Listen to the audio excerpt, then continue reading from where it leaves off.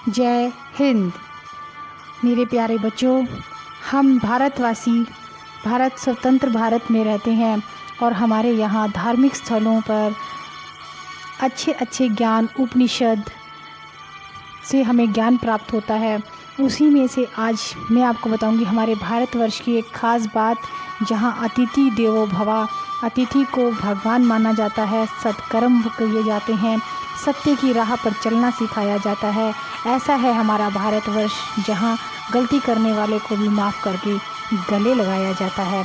ये है मेरा भारतवर्ष, हिंदुस्तान मेरा, जहाँ हर धर्म से हमें यह शिक्षा मिली है कि हमें आगे बढ़कर सहयोग करना चाहिए, दीनहीन दुखियों का सहारा बनना चाहिए, अपनी स्वतंत्रता को बनाए रखना हमारा धर्म है।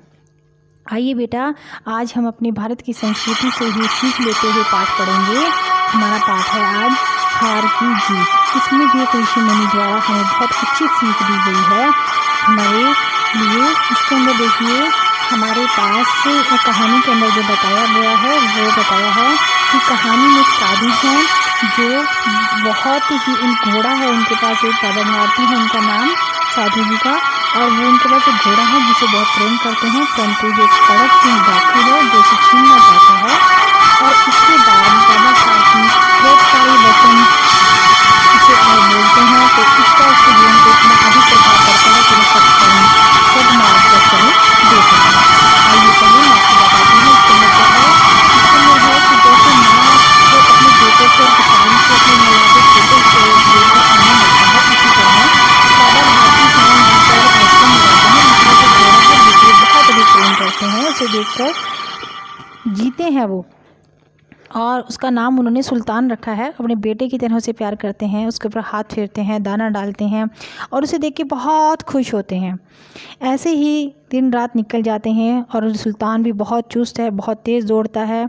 उसकी जो ख्याति है वो दूर दूर तक फैली हुई होती है कि बाबा भारती का जो सुल्तान है बहुत अधिक देखने में आकर्षक है। जब संध्या समय होती है तो सुल्तान जो है पर चढ़कर वो 8-10 मील तक रोज़ जो है एक चक्कर लगा कर आते हैं, जिसकी अगर ना लगाएं तो बाबा भारती को चैन नहीं आता। अब खड़ग सिंह भी इसी इलाके का जो है प्रसिद्ध डाकू है, उसके कानों तक ये बात पहुंचती है कि जो है सुल्तान की कीर्ति बहुत अधिक फैली है। उसका हृदय भी चाहता है कि वो जाए और सुल्तान को देखे कि वो कैसा है। अब वो बाबा भारती के पास आता है। एक दिन दोपहर का समय था और उनसे हाथ जोड़कर नमस्कार करता है और उनके पास बैठ जाता है। आम आदमी बनकर आता है वो उनके पास और उन्हें कहता है, बाबा भारती ने पूछा कि खड़ग सिंह क्या हाल है। खड़ग सिंह ने उनके आगे हाथ जोड़कर उत्तर देता है कि आपकी दया है। वो उन्हें बिठाते हैं, उनसे बात करते हैं। अब खड़ग सिंह के मन में तो घोड़े को देखने की इच्छा थी, तो वो कहता है कि मैंने आपके घोड़े की बड़ी प्रसन्नता सुनी, क्या वो सचमुच ऐसा है? तो बाबा भारती कहते हैं, सचमुच मेरा जो घोड़ा है, मेरा घोड़ा तो उसे कहते ही नहीं, सुल्तान कहते हैं कि मेरा सुल्तान लाखों में एक है, आओ मैं उसे दिखा देता हूँ।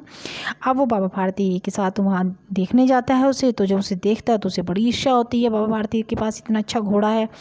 अब बाबा भारती कहते हैं कि भाग्य की बात है, ये तो सबके पास नहीं हो सकता।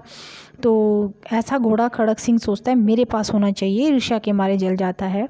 थोड़ी देर में उसके ऊपर बैठकर वो दौड़ने लगता है और वापस आ जाता है, उसे दे देता है। फिर जब वो अपने आदमियों के साथ जाता है तो बाबा भारती को कहता है कि मैं खड़ग सिंह हूँ और आपके पास ये घोड़ा नहीं मैं रहने दूँगा। जैसे ही बाबा भारती ये बात सुनते हैं, उनको मतलब धक्का लगता है, वो अपना दिल संभाल कर बैठ जाते हैं। रातों की नींद उड़ जाती है, रात दिन वो पहरा देते हैं, बेचैन रहते हैं कि उसके घोड़े को कहीं खड़ग सिंह ले ना जाए। और उसके बाद ये धीरे धीरे उनको नींद आनी भी बंद हो जाती है, और परंतु खड़ग सिंह भी आता नहीं और बहुत समय निकल जाता है। बाबा भारती भी अब जो अस्तबल की रखवाली रात दिन करते थे थोड़े से ढीले हो जाते हैं। कुछ महीने बीत गए थे, वो सोचते हैं कि शायद नहीं वो झूठ बोल रहा था, मैंने कोई स्वप्न ही मिथ्या की तरह उसे बुला देता है। अब क्या होता है, घोड़े के जो शरीर को देखकर वो कभी उसके रंग को, उसके मन को उसको देखकर जो फूले नहीं समाते। सहसा एक ओर से जब वो घोड़े पर सैर कर रहे थे तो एकदम उनको आवाज़ आती है चलते चलते कि अरे ओ बाबा, इस कंगले की भी सुनते जाना। एक दरिद्र भी बैठा होता है जो उनको आवाज़ लगाता है। बाबा भारती की करुण भरी आवाज़ सुनकर चौंक जाते हैं और घोड़े से नीचे उतर कर उसे उतरते हैं और उसे कहते हैं कि देखते हैं अपाहिज जो है वृक्ष की छाया में पढ़ा करा रहा है और बोलता है। फिर बाबा भारती उसे कहते हैं कि तुम्हें क्या कष्ट है। अब जो अपाहिज था वो हाथ जोड़कर कहता है, बाबा भारती मैं बहुत दुखी आ रहा हूँ, बहुत दुखी हूँ, दीन हूँ। रामवाला यहाँ से 3 मील दूर है और मुझे वहाँ जाना है। मैं घोड़े पर चढ़ूँ तो जाऊँ, परमात्मा आपका भला करे, मुझे ले चलोगे तो। अब वो कहता है चलो तुम्हारा वहाँ कौन रहता है। तो फिर उसके बाद वो बोलता है कि मेरा वहाँ पे ना दुर्गादत्त वैद्य नाम के जो हैं उनका मैं सौतेला भाई हूँ, मुझे वहाँ जाना है। तो बाबा भारती ने घोड़े से उतरकर अपाहिज को घोड़े पर बिठाया और अपने आप उसकी लगाम पकड़कर धीरे धीरे चलने लगे। अचानक उनको झटका लगा और जो घोड़ा तेज दौड़ से दौड़ने लगा। बाबा भारती हैरान रह गए, ये क्या हो गया। धक्का लगा, उनका मुंह जो है भय, विषम में और निराशा से भर गया। उनकी चीख निकल गई। देखा तो उसके ऊपर कौन था, वो अपाहिज नहीं था, वो डाकू खड़ग सिंह था। उसने बाबा भारती से वो घोड़ा जो है चुपचाप और धोखे से ले लिया था और पूरे बल के साथ जोर से वो चिल्लाया। जो जब वो लेकर जा रहा था तो बाबा भारती को एक बार तो स्तब्ध रह गए, वो चुप रहे, परंतु एकदम वो जोर से चिल्लाए कि जरा ठहर जाओ। अब खड़ग सिंह ने उनकी आवाज़ सुनी तो उसने सोचा चलो घोड़ा रोक लिया जाए और उसकी जो है गर्दन को पर प्यार से हाथ फेरते हुए कहा, बाबा जी अब ये घोड़ा मैं आपको नहीं दूंगा, चाहे आप और कुछ मांग लो। पर बाबा जी कहते हैं नहीं, पहले मेरी बात सुनो। बाबा भारती ने पास जाके उसको कहा, उसकी आंखों में देखा और जैसे कोई बकरा कसाई की ओर देखता है और कहते हैं कि घोड़ा ये तुम्हारा हो चुका, मैं नहीं लूँगा वापस, परंतु मेरी हाथ जोड़कर तुमसे एक प्रार्थना है, इसे ज़रूर स्वीकार कर लेना, नहीं तो मेरा दिल टूट जाएगा। अब बाबा आज्ञा दीजिए। अब खड़ग सिंह हैरान तो हो रहा है, पर वो कहता बाबा जी आज्ञा दीजिए, मैं तो आपका दास हूँ, केवल घोड़ा ही नहीं दूंगा, बाकी मैं आपकी सारी आज्ञा मानूंगा। अब घोड़े का नाम मत लो, मैं तुमसे इस विषय में कुछ ना कहूँगा। मेरी प्रार्थना यह है कि इस घटना को तुम किसी के सामने मत बताना कि तुमने धोखे से मुझसे ये घोड़ा जो है छीन लिया है।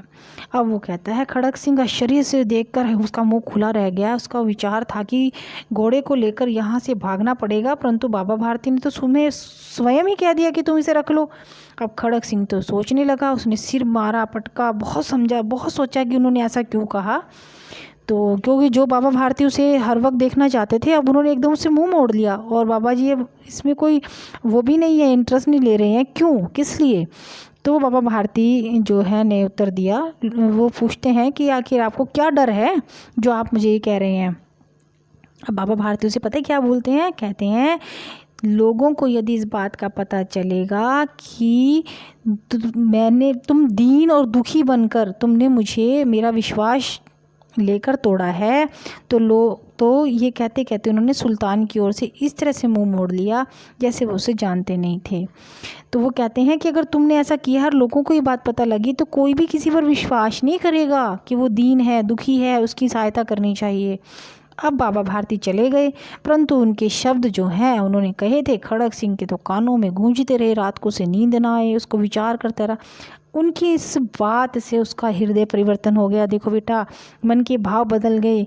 उसको ये लगा कि उसने गलत किया है, किसी की चीज़ को लिया, मैंने उसके बेटे की तरह उसे प्रेम करते थे और मैंने धोखे से, छल से एक दिन बनकर उनसे छीना। वो उनकी बात सही थी।